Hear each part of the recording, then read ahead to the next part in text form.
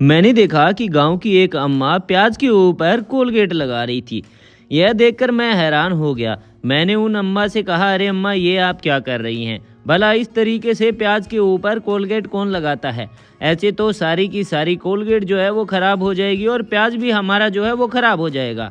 तो अम्मा बोलती है कि बेटा, कुछ ख़राब नहीं होगा, एक बहुत ही काम की चीज़ मैं बना के तैयार कर रही हूँ, जिसके लिए मुझे बाहर कहीं जाना नहीं पड़ेगा। ये मेरा जो काम है वो घर पे ही हो जाएगा।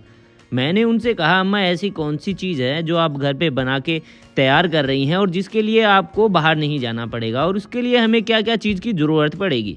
तो अम्मा बोलती है कि बेटा, इसके लिए सबसे पहले हमें ज़रूरत पड़ेगी एक प्याज की। एक प्याज ले लेना होगा और कुछ इस तरीके से हमें इसको अच्छे से कट कर लेना होगा 2 हिस्सों में। इसका छिलका है वो हमें उतार देना होगा और फिर इस तरीके से कोलगेट की जो ये लाइन है वो हमें इस तरीके से राउंड शेप में कर देनी होगी। एक प्याज पे करने के बाद दूसरे प्याज पे भी हमें कुछ इसी तरीके से ये जो कोलगेट है उसको इस तरीके से फैला के रख देना होगा।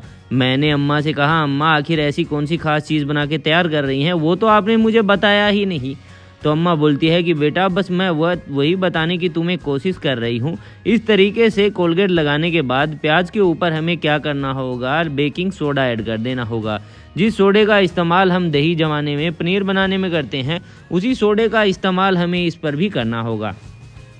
इस पर करने के बाद हमें इसके अंदर ऐड कर देना होगा नींबू। नींबू एक साथ हमें इस पे ऐड नहीं करना है, धीरे धीरे करके हमें इसमें जो नींबू है वो ऐड कर देना होगा। कुछ इस तरीके से देख सकते हो, जैसे ही मैंने इसके ऊपर नींबू ऐड किया है उसके बाद यह उसका रिएक्शन कुछ इस तरीके से हो गया है।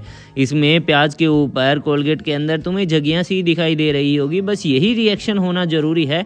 इससे पता चल जाता है कि हमारा बेकिंग सोडा जो है वो एकदम बिल्कुल ताज़ा है या फिर एक्सपायर्ड है। एक्सपायर्ड हमें बेकिंग सोडा नहीं लेना है, एकदम बिल्कुल फ्रेश जो ताज़ा बेकिंग सोडा होता है वही लेना है। फिर दोनों प्याज़ों को जो है वो हमें कुछ इस तरीके से अच्छे से घिस लेना होगा। मैंने बोला कि अम्मा, इसे घिसने के बाद हमें क्या करना होगा, किस चीज़ के लिए आप इसे इस्तेमाल कर रही हैं? तो अम्मा बोलती है कि बेटा, अभी मैं तुम्हें बता देती हूँ, लेकिन उससे पहले मुझे इसे अच्छे से घिस तो लेने दे, ताकि ये जो सारी चीज़ें मैंने इसके अंदर ऐड की है वो सारी की सारी अच्छे से मिक्स हो जाए। जैसे ही ये सारी की सारी चीज़ें अच्छे से मिक्स हो जाए, इसका इस्तेमाल हम अपने हाथ पर कर सकते हैं, पैरों पर कर सकते हैं, गर्दन पर कर सकते हैं, घुटने पर कर सकते हैं, कोहनी पर भी कर सकते हैं। जहाँ पर भी ऐसा लगे कि डार्कनेस ख़त्म नहीं हो रही है, काले हमारे जो हाथ हैं, गर्मियों का सीज़न चल रहा है और अब भी चिपचिपा मौसम आने वाला है, तो उस मौसम में हमें इस चीज़ को इस्तेमाल अगर हफ्ते में एक बार भी करेंगे तो हमारे जो हाथ हैं वो कभी भी काले नहीं होंगे।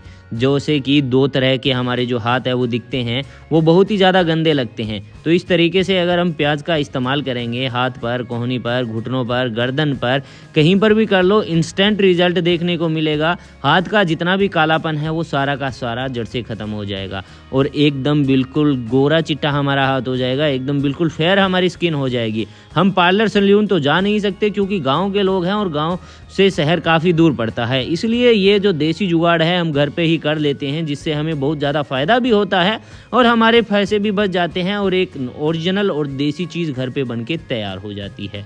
तो दोस्तों, अम्मा ने जो ये चीज़ मुझे बताई है मुझे बहुत ही ज़्यादा पसंद आई है। एकदम घरेलू नुस्खा है, अगर आप चाहें तो इस तरीके से इसको घर पे बना के ट्राई कर सकते हैं। जब से अम्मा ने मुझे इस चीज़ के बारे में बताया है तब से मैं इस चीज़ का कंटिन्यू इस्तेमाल कर रहा हूँ, मुझे बहुत ही ज़्यादा फ़ायदा हुआ है। अगर आप इस तरीके का फ़ायदा चाहते हैं तो आप इस चीज़ को इस्तेमाल कर सकते हैं। वीडियो पसंद आए तो वीडियो को लाइक, शेयर और पेज को फॉलो, सब्सक्राइब आप ज़रूर करें। Thank you.